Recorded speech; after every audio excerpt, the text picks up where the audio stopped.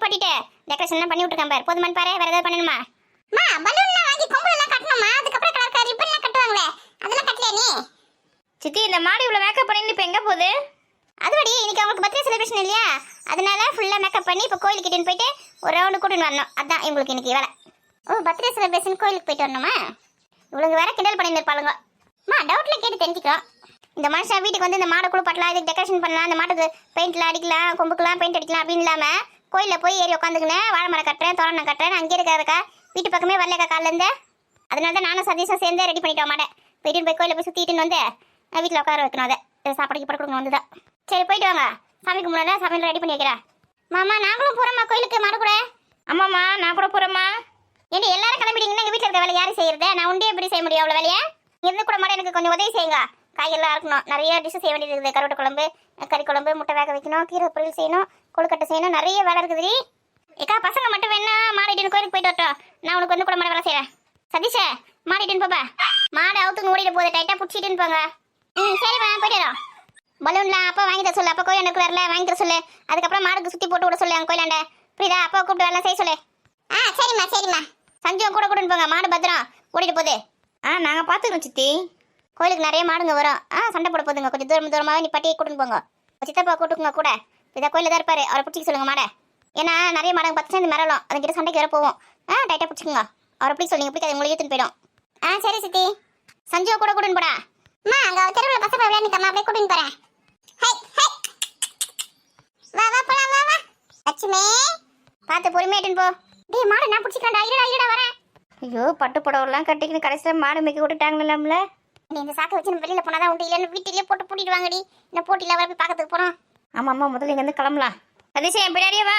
லட்சுமி வா வா வா, நம்ம கோயிலுக்கு போலாம். ஓடியா ஏமா ஓடுதுமா. அப்பயே நானே பிடிக்கிறேன்னு சொன்னேன். எப்படி இழுத்துன்னு போறான் பாரு. நில்லுடா வரேன்.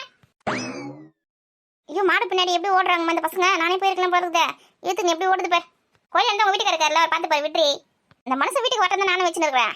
இந்த 3 நாள் யாரையும் கையில் பிடிக்க முடியாது, ஒரே கொண்டாட்டம் தான். அக்கா சமையலுக்கு தேவையான பொருளை வாங்கி வந்துச்சாக்கா? கறி மீன்லாம் வாங்கி வந்துட்டியா? இன்னைக்கு மாமா தானே கடைக்கு போயிருக்காரு, வாங்கி வருவார். எல்லாமே வாங்கி வந்துடுற. நம்ம அதுக்குள்ள வெங்காயத்துக்கெல்லாம் எடுத்து வச்சுக்கலாம், சாதம் வச்சுக்கலாம், ரசம்லாம் வச்சு வச்சுக்கலாம், முருங்கைக்கீரை பொரியல் பண்ணிக்கலாம். முருங்கைக்கீரை வந்து பரிமள வீட்டில் தான் போய் வாங்கி வரணும். போய் நான் வாங்கி வந்துடுறேன். மற்ற சமையல்லாம் அவனொன்னா செஞ்சிடலாம். கொழுக்கட்டைக்கு வந்து அரிசி ஊற வைக்கணும், மாவு அரைக்கணும், நிறைய வேலை இருக்குடி இன்னைக்கு. அக்கா இந்த பொங்கல் கூட சிம்பிளாக தான் கொண்டோம். இன்னைக்கு மாட்டு பொங்கலுக்கு மட்டும் நான் இவ்வளோ டிஷ் சொல்கிறேன், நீ நான்வெஜ்லாம் செய்யணும்னு. ஏன்னா ஒரு வீட்டுக்கு ஒரு பழக்கம் இருக்குடி. நம்ம வீட்டு பழக்கம் வந்து நம்ம மற்ற வீட்டு பழக்கம் வந்து இப்படி தான், நான்வெஜ்லாம் செய்யணும். கறி மீன் முட்டை எல்லாமே செய்யணும் இன்னைக்கு. அப்போ இன்னைக்கு ஒரு புடியா? ஆமாம் ஆளுக்கு ஒரு வேலை செஞ்சுன்னு வச்சுக்க, மடன்னு செஞ்சுட்டு சாமி கும்பிட்டு சாப்பிடலாம். ஏடி ராதிகா பசங்க கிட்ட மாடு கொடுத்தான்னு சொல்லி அது ஓடி நிற்குது, பசங்க பின்னாடி ஓடி நிற்குடி. இப்போ கூடாது. அச்சோ ஓடுதா? ஆமாம் கோயிலோட ஓடி நிற்குது. இந்த வாணி ராணியும் புடவை கட்டின்னு பின்னாடியே ஓடி நிற்காங்க. இந்த மாடு இங்கே இருக்கும்போதெல்லாம் அமைதியாக இருக்குது. ரோடுக்கு போச்சுன்னா எப்படி ஓடுது பாரு. கோயில் தானே போதே, அங்கே வர பாரு பிடிச்சி பாரு. வாங்க அத்தை வாங்க மாமா, இன்னைக்கு தான் உங்களுக்கு வழி தெரிஞ்சுதா? கோவமா இருக்கா போல. ஏண்டி நம்ம வீட்டுக்கு வரதுக்கு நமக்கு முன்னாடி வழி தெரியுமா? நேற்று பொங்கல் அதுமா வீட்டில் எல்லாமே உங்கள் பொண்ணு வீட்டில் போய் உட்காந்துக்கினீங்க. பொங்கல் நம்ம வீட்டில் கும்பிடணும்னு உங்களுக்கு தெரியாதா? என் கிளம்பி வர வேண்டியதானே நேற்று? எங்கடி அவங்க வீட்டில் பொங்கல் கும்பிட்டாங்க, சின்ன குழந்தை வேறு இருக்குது. நீங்கள் இருந்து பொங்கல் கும்பிட்டு மறுநாள் பொங்கம்மான்னு சொல்லிட்டு ஒரே இடம். அந்த மாப்பிள்ளையும் சரி பொண்ணும் சரி விடவே மாட்டேங்கிறாங்க. அதான் நாங்களே இன்னைக்கு நாங்கள் இன்னும் ஒரு நாள் தான் இங்கே இருப்போம், மறுநாள் பாண்டு பொங்கலுக்கு நாங்கள் வீட்டுக்கு போயிடுவோம் அப்படி சொல்லிட்டு காலையில் பொழுது விடிஞ்சதும் கிளம்பி வந்து நேர்ந்துட்டோம். இவங்க வந்து சாப்பிட்டு சேங்கமாக பொங்கன்னு ஒரே அட்டம் பண்ணாங்க. நாங்கள் வந்து வீட்டுக்கு போகிறோம் சொல்லிட்டு கூடயே வந்துட்டோம். மாட்டு பொங்கல் களை கட்டுதேம்மா வீடு. ஆமாம் நீங்கள் 2 பேரும் வீட்டில் இல்லாத எனக்கு ஒரு பெரிய குறையாவே இருந்துச்சு. வந்துட்டீங்களா? இப்போதான் சந்தோஷமா இருக்கு. மாமா இன்னைக்காவது நம்ம ஊர் பஸ் வந்ததா இல்லையா? நடந்து வரீங்களா? ஆமா நான் கூட நடந்து வந்துடுவோம். அத்தை எப்படி நடந்து வருவா பாரு. ஐயோ என்னால் நடந்து வர முடியாதுப்பா. இங்கேருந்து தெருமுனைக்கு போகிறதுக்குள்ளே எனக்கு கால் வலிக்குது. நான் வந்து அங்கேருந்து எப்படி நடந்து வர முடியும்? 5 கிலோமீட்டர் 10 கிலோமீட்டர்னு பஸ் வந்தது. பஸ் தான் ஏறின்னு வந்தோம். இன்னைக்கு வந்து கரெக்டாக வந்துச்சுமா பஸ். அதுதான் வந்தோம். அது வரலன்னா இல்லை ஆட்டோல் தான் வந்துருப்பேன். அதில் வந்துருக்க மாட்டேன், மொத்தம் நடக்க மாட்டேன், ஆட்டோல் தான் வந்திருப்பேன். பரவாயில்ல பஸ்ஸே வந்துச்சு. ஆமாம் நம்ம ஊர் பஸ் வந்து இந்த மாதிரி ஃபங்க்ஷன் நாளெல்லாம் வந்து பண்டிகை நாளெல்லாம் கரெக்டாக தான் வருது. நாங்கள் எங்கன்னா போகணுன்னா அன்றைக்கி தான் வரமாட்டேங்குது. அதுக்கு நினைத்து தெரியல அன்றைக்கி. ஆமாக்கா சரியா சொன்னக்கா. இப்போயே நம்ம கூட எங்கன்னா வெளியில் போகிறோம், கிளம்பி பாரு. வர பஸ் கூட வராது. இல்லையா உன் மாமியார் வந்துருக்காங்க கேள்விப்பட்டேன். எங்கடி? அதையே அத்தை கேட்குறேன். காலையில் போனாங்க கோயிலாண்ட உட்காந்து கதை பேசுறதுக்கு. இன்னும் வீட்டுக்கு வரல, கலந்து டிஃபன் கூட சாப்பிடல இன்னும். சரி நான் கூட கோயிலாண்டு தான் போகிறேன், அங்கே போய் பார்த்துக்கிறேன். ஆமாம் வந்ததுலேருந்து உங்களை கேட்டுனே இருந்தாங்க எப்போ வருவாங்கன்னு சொல்லிட்டு. நீங்கள் தான் வரவே இல்லை, பொங்கல் வச்சு வரீங்க. எங்கடி நேற்றே கிளம்புனேன் விட்டா தானே. அத்தை மாமா 2 பேரும் போயிட்டு கை கல்லாம் கழுவிடுவாங்க, டிஃபன் சாப்பிடுவீங்க. டிஃபன்லாம் சாப்பிட்டு தான் வந்தோம், வசந்தி வீட்டிலே சாப்பிட்டு தான் வந்தோம். ஆமாம் இட்லி காலையில் செஞ்சாங்க, இட்லியும் வேர்க்கல் சட்னியும் நல்லா சூப்பராக தான் இருந்தது. சாப்பிட்டு தான் கிளம்பணும். இது ரோட்டு செடி நிறைய பூ பூத்துக்குதே, பரவாயில்லையே. ஆமாம் இது பனிக்காலம் தான் ரொம்ப பிடிக்கும் போல இருக்கு. இந்த பனியில் தான் நல்லா பூ பூக்குது. வெயில் காலத்தில் வந்து 1-2 பூ தான் பூக்கும், அந்த பனி காலத்தில் நிறைய பூ பூத்துருக்குது. இல்லைம்மா பசங்களுக்கு வந்து ஸ்நாக்ஸ்லாம் வாங்கி வந்திருக்கோம் பாரு. எடுத்து போய் சதீஷ் கூட சஞ்சு கூட மாநில அன்னைக்கு எடுத்து கொடு. அவங்க இப்போ தான் கோயிலுக்கு போயிருக்காங்க மாமா, கொஞ்ச நேரம் ஆகும் வரத்துக்கு. சரி எடுத்து வை. கோமதிக்கு கொடுத்தேன்னு வச்சுக்கேன், தரவே மாட்டா பசங்களுக்கு. எடுத்து வச்சிருவா. இந்த நாளைக்கு தான் தருவா. இப்போ பசங்க வந்தோன்னா கொடு, இல்லைன்னா சாமி கும்பிட்டு தான் சாப்பிடணும் சொல்லிட்டு எதுவுமே குழந்தைங்களுக்கு தர மாட்டா கோமதிக்கு கொடுத்தா. இப்போ இதான் பசங்க வந்தோன்னா கொடு, முறுக்கு பிஸ்கெட்டு சாக்லேட்லாம் இருக்குது, என்ன எடுத்து கொடு. சரி மாமா எனக்கு என்ன மாமா வேணும் நீங்க? அம்மா உனக்கு என்னமா சேர்த்து வேணும் இருக்கா? சாப்பிட்டு நீ இன்னும் குழந்தை தானே இருக்கு. சரிங்க மாமா இந்த வச்சுக்கோ. நீங்க கொடுத்துட்டீங்களா? கொடுத்துட்டேன். அப்புறம் கோமதி சமையல் எல்லாம் ரெடி பண்ணிட்டியா? சாமி கும்பிட்டுட்டு இல்லத்த அவர் வந்து இப்பதான் இதில் வாங்கிட்டு போயிருக்காரு மீன் கறிலாம். அவர் வந்த பிறகு தான் சமைக்க ஆரம்பிக்கணும். அதுக்குள்ள அரிசி ஊற வச்சுட்டு கொழுக்கட்டைக்கெல்லாம் அரிசி ஊற வைக்கணும். அப்புறம் முருங்கைக்கீரை போய் பரிமள வீட்டில் எடுத்து வரணும். முட்டை கூட அப்படியே வாங்கி வந்துடணும். கொஞ்சம் வேலை இருக்கத்த.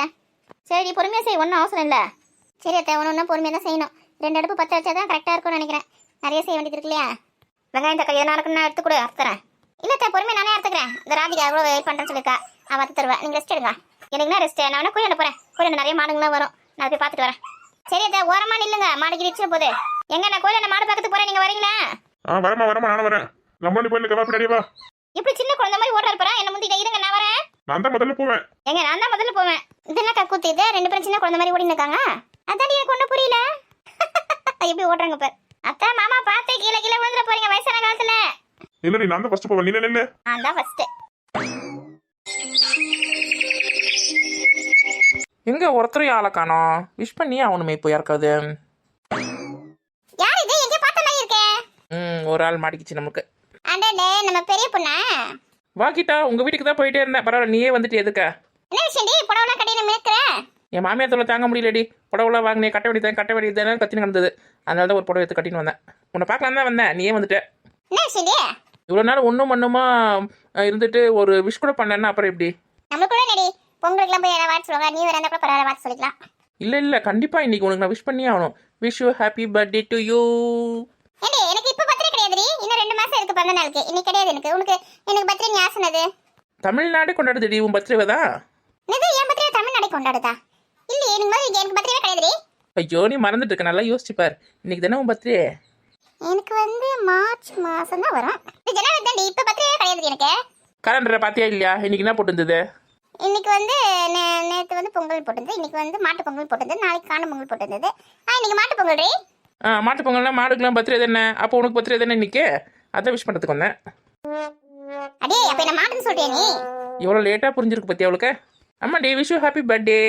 அடி வாங்க போறடி நீ. நானே நமக்கு இன்னைக்கு பர்த்டே கிடையாது என்ன ஏன்னு யோசிச்சு நிற்க. மாடு பர்த்டே என் பர்த்டேன்னு சொல்றியா நீ? இந்த மாதிரி தானே நம்ம ஸ்கூல் படிக்கும் போதெல்லாம் விளையாடுவோம்.